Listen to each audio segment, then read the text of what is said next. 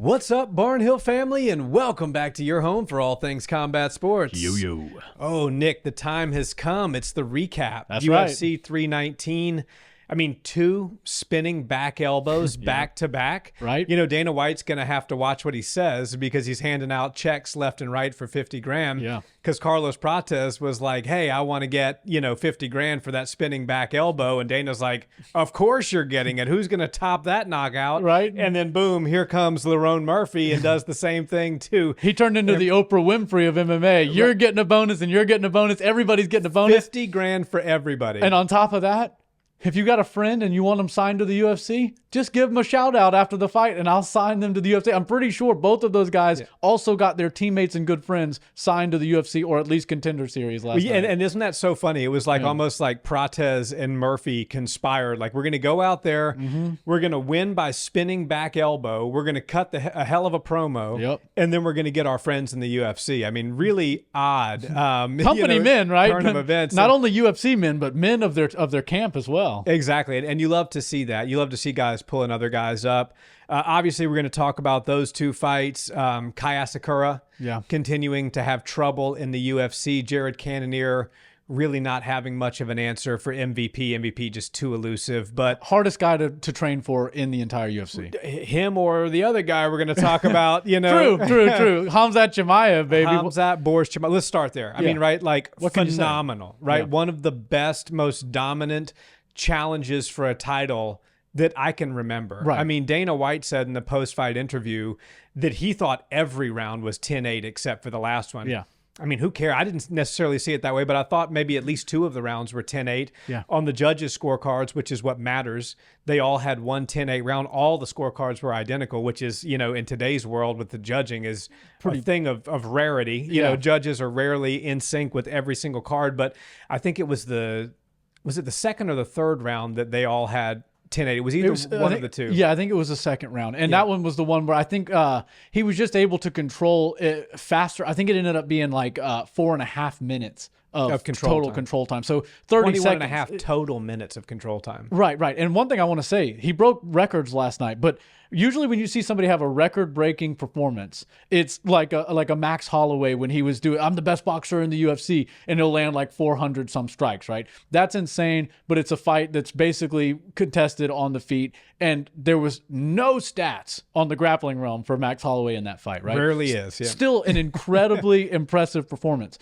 The fact that Khamzat Chimaev broke 2 records, one in the grappling realm with control time, and I know I'm kind of splitting hairs. 21 minutes. He's second most control time in all UFC. time, yeah. And then 529 strikes landed, most in UFC history. That is just truly insane to me. And it's going to be interesting when we see Khamzat's stats at the end of his career, right? Because you have to go back to the first 4 fights. He had one punch. Landed 1 million strikes and got hit like 36 times. Like, it's so lopsided, it's ridiculous. Right. But then in the Gerald Mears chart, he throws 1 punch, gets the KO, doesn't get touched.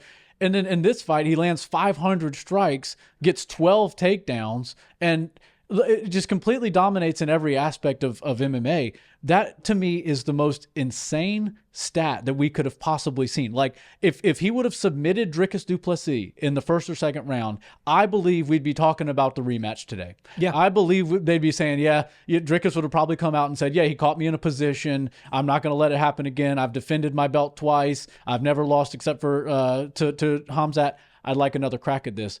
I don't even think Dricus Du Plessis will ever put his hand up to fight Khamzat Chimaev again. And even if he did, I don't know if the UFC would make it just because it was so non-competitive. And Khamzat Chimaev has every single aspect of Dricus Du Plessis' game figured out.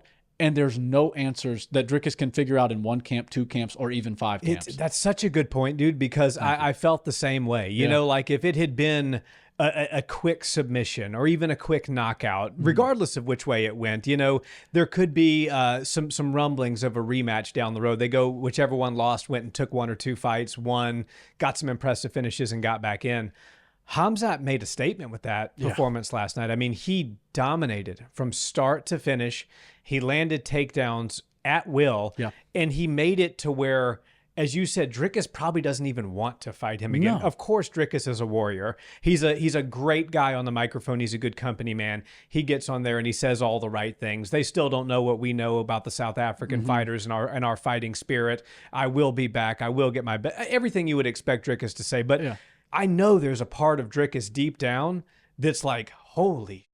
Right. Like, his what was that? Like, Right. I do not want to experience that again. Right. I know he's feeling that on his flight back to South Africa. Right. You got to be wondering what his conversation was like with his coach after the fight, or what his conversation with his fiance is going to be like on the flight back home. Like, babe, can you, like, I had no idea that this was like, trust me, I'm still a tough guy. You know, I'm still one of the baddest dudes walking this earth, but there's a guy out there that just, I mean, he has no regard, no respect for anybody else's talent. And I believe that is the key to Khamzat Chimaev's star power.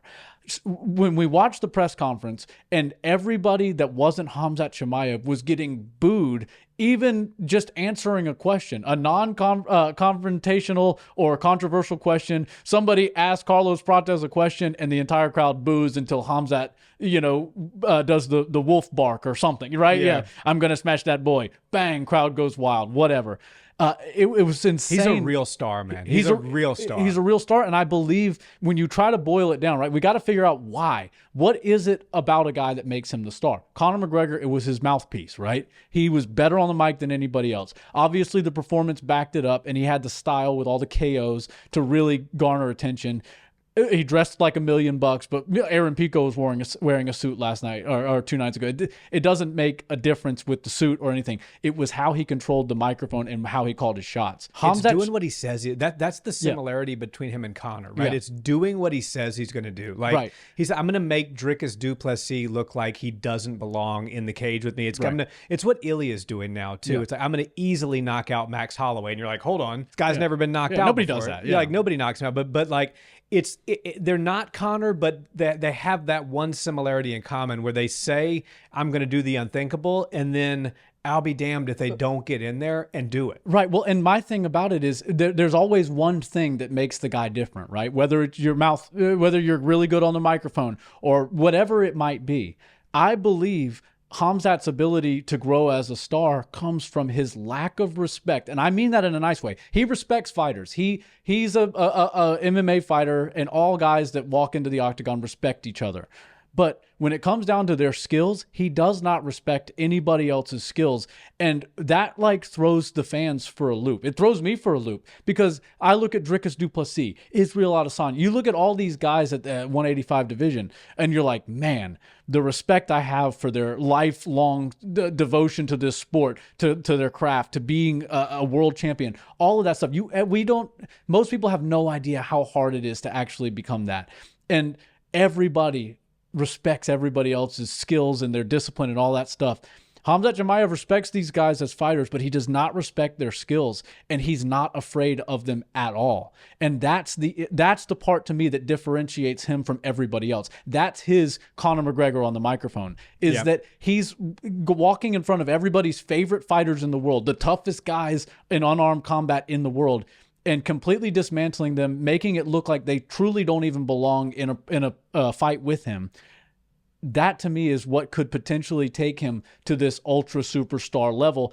Will he get to Conor McGregor's level? I don't know. I doubt it. But if he keeps going at this path and at this pace, and God, if he can stay active, he's not taking any damage. So if we can get now, we've got a couple answers, right? Khamzat's got a gas tank. You better believe he's got a gas tank now. And if he becomes an active champion, now we're talking about an epic run that I don't know if we'll see get matched in anytime soon. Well, and here's the thing too. You're going to be able to watch a Khamzat Chimaev show in a town near you without paying an $80 price tag starting next year, and whoop whoop for that, yeah, we'll right? Take that. That's a good thing. Yeah. And even people that I knew were casual fans of MMA that knew who Conor was, they'd be like, if you're getting the fight, Steven, I'll swing by and catch the main event. Right. And, they're in and out. But now I think the CBS deal with Paramount Plus is going to allow for the fan base to grow. And one thing we know, Khamzat's never going to win over the English-speaking world like Conor did. No. There's something special with Conor being the wordsmith that he is to do what he did. But this has become much more of an international sport right now. Yeah. And the Middle East is hot for MMA and fighting in general, boxing, and what Dana White's doing with those guys over there, Canelo and Crawford. And so there's a lot of hype for these Middle Eastern, and I know Khamzat's not from the Middle East, but he fits in very well. Yeah. He's also, Muslim, and he lives in the UAE now. He represents that flag. So I think his star power, we're just scratching the surface on it. But it really hinges on how many belts does he collect. Right. He's talked about wanting to go back down to 170. 205, he said he's got his sights on. He says he's going to fight at heavyweight one day. Who knows? Tom Aspinall would have other things to say, right. And we can get into that. But to me, is what, like I was telling you before we started rolling, I think that the biggest barrier to Khamzat's triple champ status truly is the scale at 170. Because okay, let's play this scenario out. Islam Makhachev beats, and I don't want to discredit, by the way, the folks at 185. I mean, RDR is very good. You have Caio Borralho fighting Nasruddin Imavov, both top-level guys. Yep. You have, I said RDR. Who else was Borralho, in the last night? Imavov. Borralho. I'm drawing a blank. Sean Strickland, throw him back in. Izzy. Yeah, Sean Strickland. Izzy. There's one more that I am completely drawing a blank on right now that we were he'll just come back talking to us. about. But yeah, he'll come back to us in a minute. But that's where Fluffy Hernandez. There he is. How could I forget? Yeah. Fluffy lines up perfectly with him in as far as the schedule goes, because Fluffy just won and now Khamzat just won. Both of them took very little damage. So I don't want to discredit the guys at 185, but it feels to me, and I think the Vegas odds would agree with me, that Khamzat's a minimum minus 400 favorite against any of those guys. 100%. And rightfully so. So you kind of have to start looking, not to overlook anybody, but just to say, okay, he's probably not going to stay at 185 forever. No. Ilya Topuria has kind of broken the mold with that. He's like, hey, you want the belt back here? Take it. I'll go to a different division. Yeah. And that's kind of it. It's winning the fans over. Right. People like it. People used to get pissed off with Conor because he would hold up a division. He would sit there and talk about fighting and defending a belt, but he really had no intention to. So the era of not champ, but multi-division champ, and the difference there means you're not holding it simultaneously, but who cares? That is kind of the new popular thing. And him and Ilya are kind of in this race to like, who's going to be the triple champ first, right. And I think Khamzat's toughest challenge to become triple champ is going and weighing in at 170, not necessarily who the opponent at 170 is, but actually the scale. Yeah, and he had great gas at 185, so I don't know if he cuts an extra 15 pounds, if we see him gas out like we've seen in the past. The way he conserved his energy last night was very impressive.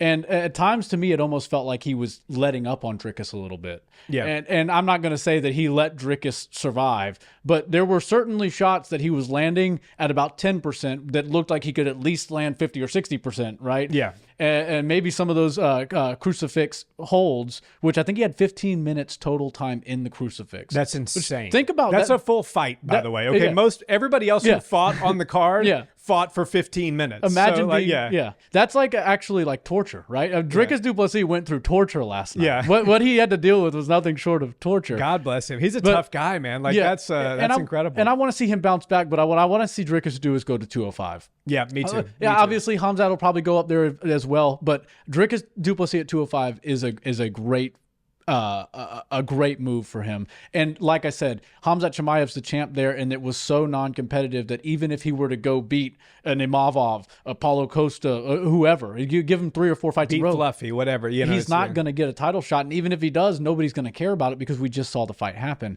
So I'm with you on that. Sky's the limit, and I don't think he would be looked at as a weight bully if he went back down to 170, only because he's spent half of his UFC career so far at 170. Yeah, so and Islam Makhachev might be the person. I mean, I think there's a better... Now, that's a fight, yeah. I put it at 65% to 70% chance that Islam Makhachev is holding that belt come time to move down for Khamzat Chimaev. That's a mega fight. Yeah, and Jack Della Maddalena, that would be a walk in the park. But...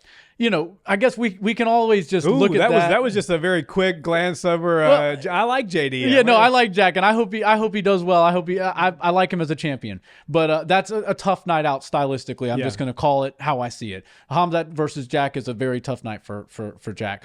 But I mean, there's so many things that happened at UFC 319, and obviously Khamzat stole the show on what was an epic fight card. Pay-per-view, I mean, we get pay-per-view cards that are stacked top to bottom every now and again, but rarely do they deliver like that. This is one of the best ones in a long time. Especially the main card. The main card was so good. I mean, we were talking about different weight classes. We had some 170s in there. We had with Carlos Prates, right? That was pretty fun to watch. We even had the 145ers. Now we're talking about Ilya's old division. Yeah. Aaron Pico, Lerone Murphy. There were so many great fights. Hell, Michael Venom Page inserted himself back into the talks at 185. So, and then another guy who's pushing 40 years old, and Tim Elliott, decided, hey, I'm going to go be the Dricus Du Plessis of the flyweight division. He I'm might go be the more awkward than Dricus. Yeah, the drunken master. I mean, he looked cool doing it, right? It's like a little bit of Dominic Cruz, a little bit of breakdancing, a little bit of Dricus Du Plessis, all thrown into one homeless baggage of things. Which hold on, didn't he get like accused of being homeless in Chicago? He did. He was like at a Whole Foods or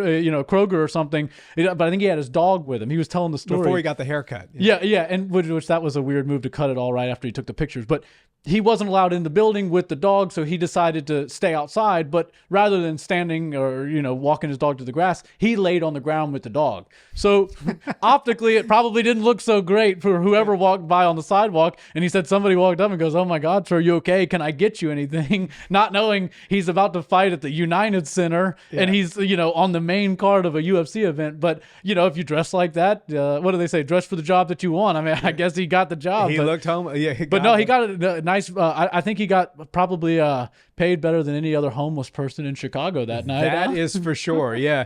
So should we get into the first of the two spinning elbows? Yeah. I mean, Murphy, right? Like. Yeah. So where do you start with this, right? The Bellator disaster Can't continues. Say I didn't see it coming. Yeah, I mean, the Bellator, I mean, we're seeing time and time again that there's a meaningful difference between the UFC's competition and everybody else, and especially Bellator. And nobody likes to showcase that more than Dana White. That is just a straw and a feather in Dana White's cap. 100%. When he can stick it to Scott Coker. And you know what's funny? Bellator doesn't exist anymore. Yeah. As a matter of fact, Viacom, who owns Paramount, just bought the rights to the UFC. So it's like a full circle moment, right? Where the Bellator got sold off to ESPN for PFL. It was all one big merger. And then now the ESPN lets go of UFC or whatever. And now UFC is with Viacom going to Paramount. It's just insane to me. But it is funny how regardless of how long they're going to be out, if somebody comes from Bellator, Dana White makes sure that he gets the toughest matchup possible against a guy everybody in the rankings and everybody in the game knows is an awful matchup for him, but the public doesn't know. Mario Batista with Patchy Mix. Nobody knew Mario Batista unless you really followed the sport, right? Right. Totally Same with Murphy, yeah. Same with Murphy. But Murphy's really good, right? Like he just doesn't have a whole lot of knockouts, but boy, did he change that last night. And here's the thing about Aaron Pico and why I'm not so done with the Aaron Pico experiment, because I do still think the kid has some legs left in him. Yeah. He's on the right side of 30. So, I mean, that's like MVP, Michael Chandler, Patricio Pitbull. I don't know exactly how old Patchy Mix is, but I think he's older than 30. Yeah. I think Aaron is the only one that's come over who's, on the right side of 30 years old. Yeah. Very skilled, right? Very skilled top to bottom, but he's a bit of a head case in the octagon. Yeah. He was doing well. I mean, he was in there doing well against the number 6 guy in the division, somebody who's undefeated. He made a very crucial mistake. He was nice and bladed and he was working his shots. And then he gets into that whole, shifting side to side, squaring himself up. He didn't see it coming. Murphy saw it from a mile away. Yeah. And Lerone Murphy just absolutely just devastated him with that spinning elbow. Can Pico come back and do some things in the UFC? Yes. How bad is his chin damaged at this point? Because at 28 years old, he's taken some brutal knockouts. He took a few of them very young too, 19, 20 years old. He's not taken a knockout like that in quite some years, but that one last night was bad. Right. And every time you get knocked out, it's a little bit more diminished, right? Yeah. It's not like, oh man, you can take 3 years off and suddenly you've got a chin again. No. Aaron Pico has been flatlined, I think 4 times, if not it's 5. But he's lost 5 fights, and almost every time he gets it's flatlined. By knockout, yeah. And so he, to me, has the chin of a Cody Garbrandt, and that's unfortunate because in a lot of ways, he reminds me of Cody. He is very technical, very good, heavy-handed. Seems to come in with a great... Better wrestling than Cody, too. Right. Seems to come in with a good game plan. Pressure forward, get inside, push him to the cage, and now you can unload your heavy shots. And if you don't like what you see, close the distance, change levels, and now you've got him up against the cage for an easy takedown. And I liked to see Aaron Pico shooting some takedowns early on, and I liked to see him closing distance. And he got him. And Lerone Murphy at first looked like he was in for a tough night at the office, until I saw him do the same thing 2 or 3 times in a row, which was back up on purpose. And then when Aaron started to come in with his attacks, he just sort of shelled up, but he kept his eyes on Aaron. And what he was doing in that situation was seeing where Aaron's defensive shields were and how he was throwing offensively, right? The best way you can counter somebody is by beating their hand back to their face. And when you got somebody who loves to throw hooks and uppercuts and things like that, you can beat their hand back to the inside, as opposed to somebody who throws a lot of straight punches. Yeah. So Aaron Pico, yes, he looked really good with what he was doing, controlling the fight early on, but he should have known he was getting set up by Lerone Murphy, who was willingly backing up against the cage and waiting for him to square up.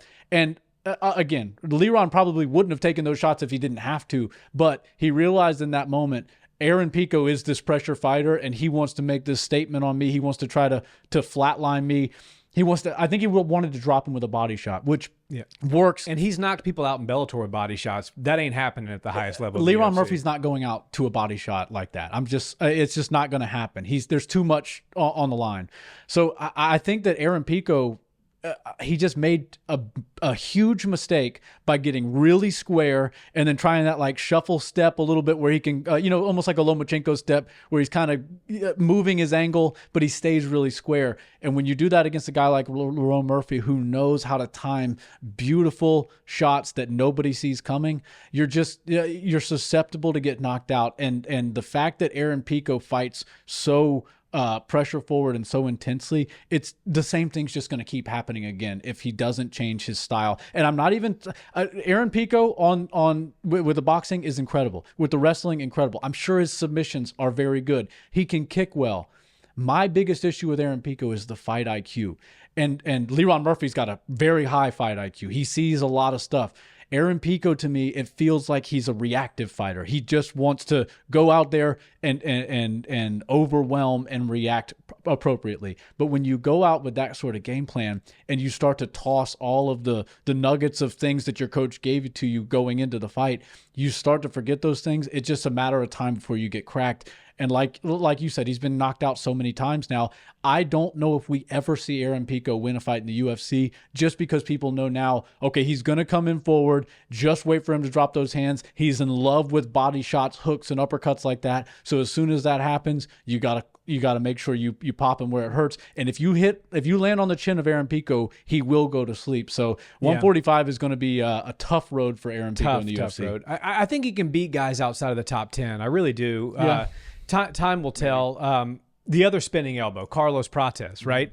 So love Jeff Neal. Jeff's actually, been a good friend and supporter of the channel, comments here and there. And, so great guy. I like Jeff. It was sad to see him go down like that, especially when Jeff, you want to see him get a couple of wins together and make a run. It's just not going to be in the cards for him, unfortunately. No. But he's always going to be a fan favorite.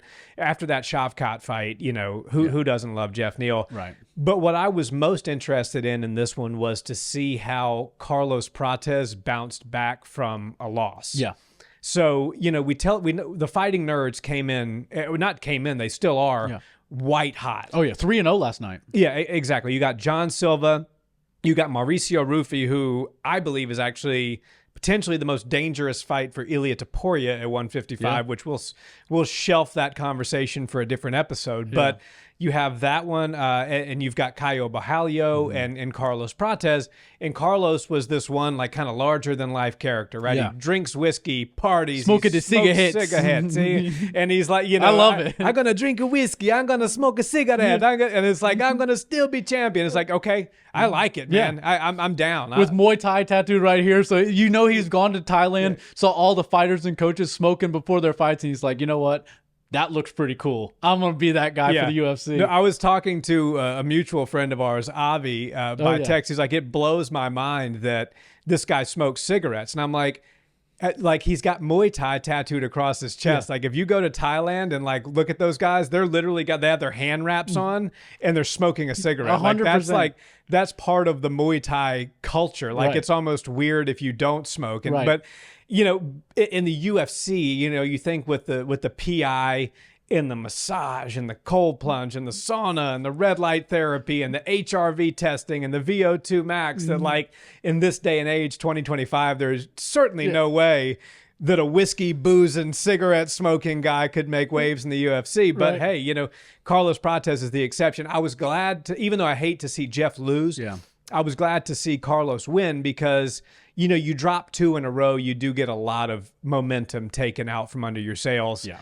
And it also, by the way, is, and I know I'm going to catch flack for this, that shows you how good Ian Gary actually is last night. Like, Ian Gary's a real, like, say what you will about the guy in his personal life, the guy can fight. He's a really good fighter. Yeah. And so, you know, it's going to be interesting to see where Prates goes from here. I think, you know, after this win, he's right back into somebody in the top 7. Yeah, a meaningful fight, right? Yeah. Well, and Carlos Prates he's everything that we want, right? The UFC obviously probably doesn't love the smoking and stuff like that, but at the same time, they can market it. Yeah. And there's we can almost use Carlos Prates in the same way that they used Sugar Sean to appeal to a younger audience, right? Everybody loved the rainbow hair and the smoke, you know, smoking something on camera every time he's up, and then partying with the Nelk boys. Not cigarettes. Yeah, not cigarettes, but you know, I'm sure maybe if the night goes long, he might maybe bust into one. But with the Nelk boys, if he's hanging out with them, probably so. Yeah, exactly. So I think that Carlos Prates, you know, if we can get him on with some more fun matchups, and he's in that exact position that Sean was in a few years ago. Let's give him some fun matchups. He's got some star power to him. I don't know if he can be a world champion, and that was the same question we had about Sean O'Malley, but he's a damn exciting striker, and he brings eyes to the show. So I think Carlos Prates is a meaningful guy. I think he could potentially keep bringing in younger audience because they love the party lifestyle. They want to see the guy who can party his tail off and then also show up and fight in the cage. And I just feel like because it's such an anomaly, it works.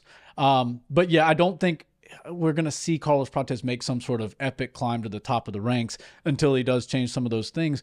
But we're talking about the fighting nerds, man. They have grown significantly. Like I said, they were 3-0 last night. That Polish guy, Mikhail, I would never try to say his last name, but it's long and it's Polish.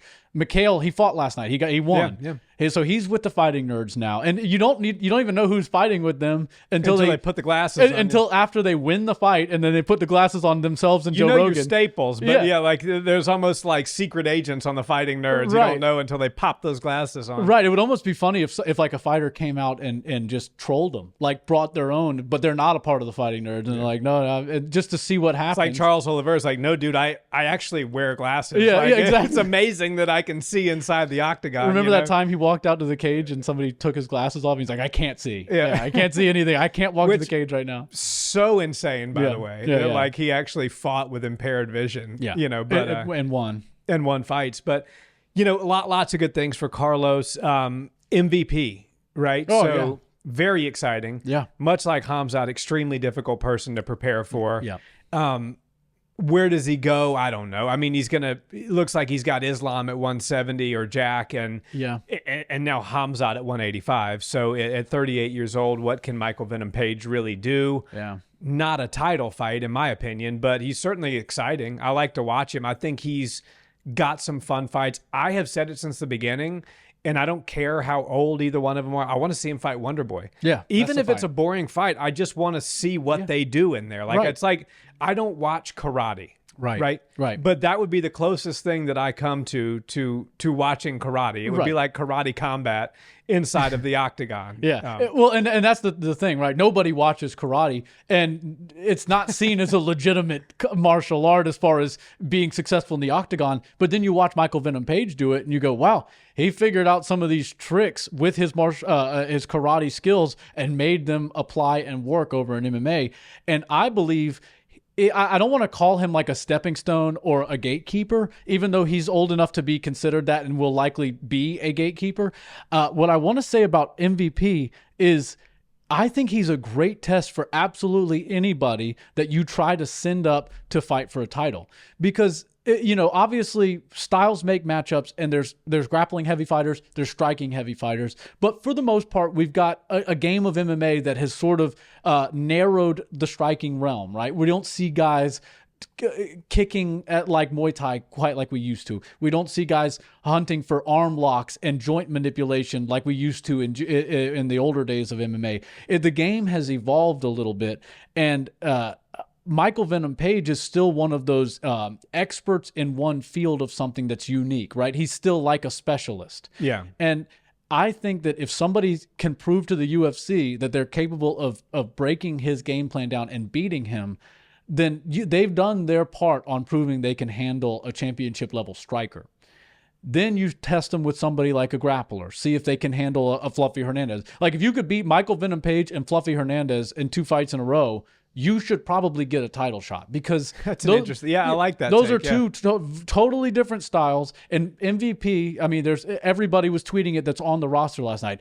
Man, until Khamzat walked out. Man, MVP is the hardest guy to train for on the entire roster. And then Khamzat comes out and does his thing. And it's like, all right, well, maybe MVP is the second hardest guy to train for on the roster. But I believe it. And I think that MVP, with these guys losing, Dricus just lost the fight. He's going to need to find himself back in a meaningful fight. Paulo Costa just won a fight. He's going to be looking for his way to get back into this discussion.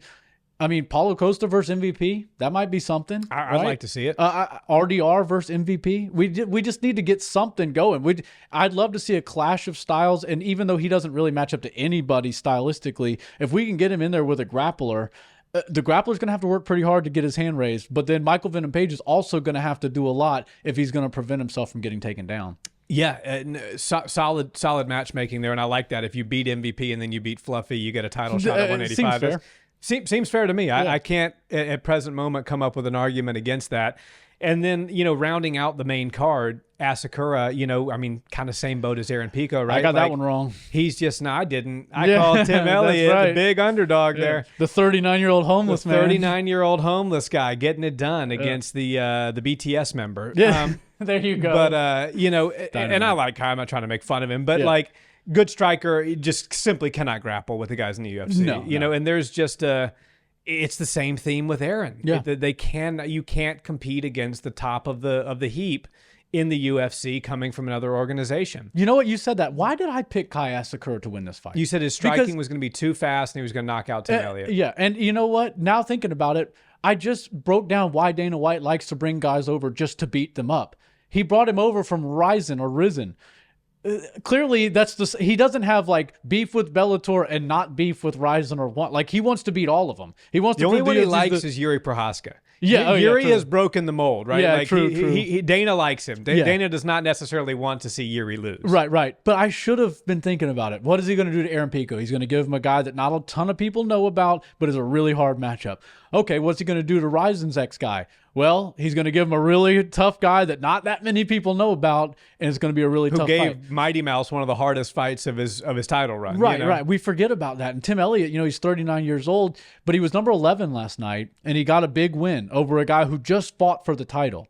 So at flyweight, obviously, they've got a few characters that have fought for titles multiple times or exchanged the belt. Pantoja sits in a league of his own. I don't think anybody's going to touch that belt until he decides to vacate it and go up to 35. But Tim Elliott could wind up finding himself in a title fight actually pretty soon if he can win one more and maybe do it in spectacular fashion. Yeah, no, it's a solid point. And then before we wrap, just a quick question. Are you going to be waking up at 5 a.m. this coming Saturday for Zhang versus Walker? Oh, and do you have... they're really going to do that to us? It's all the way in Asia? It's all the way in China. Yeah, I think it's in China. Yeah, they're going to do that to us. So, Zhang and Walker, right? Not... after 319, right, it's kind of like the hangover. Right? Yeah. We've got a couple of weeks of, crap until we get to 320, and it just kind of is what it is. Yeah. But I'm going to take Zhang. Okay. I think he's going to. I think he's going to win. He's going to be the hometown favorite. An interesting fight on that card that I think we should take a couple of minutes on. Ortega, Brian T. City Ortega versus the Funk Master, Aljamain Sterling. That's your co-main event, right? I like that fight. That to me is the people's main event. I like that fight. I like Funk Master in it too, actually. I think he can be one of the very few people that actually has the potential to submit T. City. But he's got to do it with his hands. He's got to get him. I think he's going to get him down with his hands, wrestle him a little bit. I'd like to see the Funk Master get a sub in this one. Now that would be impressive if you can submit T City. And I'm with you on how he needs to win this fight. Aljamain Sterling was a world champion. That doesn't mean he's just a wrestler. He's a good fighter all the way around. Yeah. Of course, when he gets to your back, it's a rap. That's his thing, and he specializes in submissions. But he can strike well. And I think he would have a significant striking advantage over T City, because even though T City is making leaps and bounds in his striking game, even this late in his career, it still feels to me after about a round or two, when he starts to fatigue or when he starts to get touched a little bit, his striking starts to diminish a little bit. And also, when you're fighting a high-level wrestler, there's not that many paths to the ground unless they take you there. And so T City kind of needs to be willing to get taken down, needs to be okay with that. Yeah. But at the same time, does Aljamain Sterling need to watch out and not shoot for the takedowns? That could wind up eating some serious time off the clock if he is showing level change feints and takedown feints and has T City going, oh man, all I need is for you to close that distance and then I'm going to try to look for my submissions. If he does that and plays with him for the first couple rounds, he might have T City looking to land big shots or looking to land his own takedowns late in the fight. And for me, that fight is interesting, and I would love to see Aljo have this fresh coat of paint at 145 and then let him see maybe a little title run. Maybe he does string together some good wins against Mofsar. I mean, that was a very close fight, and a lot of people are super hot to trot on Mofsar. Right. And isn't that interesting? We had the Mofsar fight. He was supposed to fight Aaron Pico originally, and then out of the fire and into the frying pan, or vice versa for Aaron Pico. But I just thought that was pretty interesting. Hot take on that. I feel like he would have lost to Mofsar, but not as devastatingly as he did to Murphy. Yeah. Mofsar's I think it would have been... Pico may have actually had the upper hand on the feet and then got wrestled and kind of controlled. I think it would have been a decision, but I actually think Pico would have been less compromised if he would have fought Mofsar post-fight than having fought Lerone Murphy. Yeah, and I got one for you. I know we're wrapping things up. I think Aaron Pico should fight Yadier Del Valle next. Ooh, I like that fight. Cuban problem, shout out baby. the Cuban problem, Let's baby. Go. Let's go. Knockout Cuban pizza. Knockout Cuban pizza, the best. We're going to go down to his brand new brick and mortar shop, Knockout Cuban Pizza, soon. We're going to go over there and chat with him, have a little off-campus episode for you guys. You'll have to watch that. This dude, he's only had one fight in the UFC so far. One is Contender Series fight. But man, I would love to see that fight. Do you need my Espanol skills, or does Yadi speak better English than I do Spanish? He doesn't give himself enough credit for the English he speaks, but he can speak good. But I think if you're over there to throw a little Spanglish in, I think we could make this thing nice and seamless. Being a friend aside, right? Right. Yadi's a monster. Oh yeah, Yadi is a Gracie Baja West Chase black belt, undefeated. For the 7 people that means something to. Let me explain what that is. Like those Pedro Marinho, like some of the best jiu-jitsu fighters, IBJJF world champions have come out of that gym. He's a black belt there, right? Yeah. He also is from Cuba. He's got the wrestling pedigree. He's got the boxing pedigree, judo. The kid's built like a brick shit house. Like he hits like one too. Trust me. You train with him every day. Like, dude, I love that fight. That's the fight. That's what they need to make. That's the fight. And look, he's kind of a star right now as far as just emerging, but they really like his story. They like that he's bilingual. He's appealing to the Latin American countries. Aaron Pico's coming off tough times, but he does need to regroup with maybe an unranked 145er. Nobody better than my good friend, the Cuban problem, Mr. Yadier Del Valle. And I will wrap it by saying nothing against Aaron Pico, but the Cuban problem sends Aaron Pico into the nether region. You might be right, sir.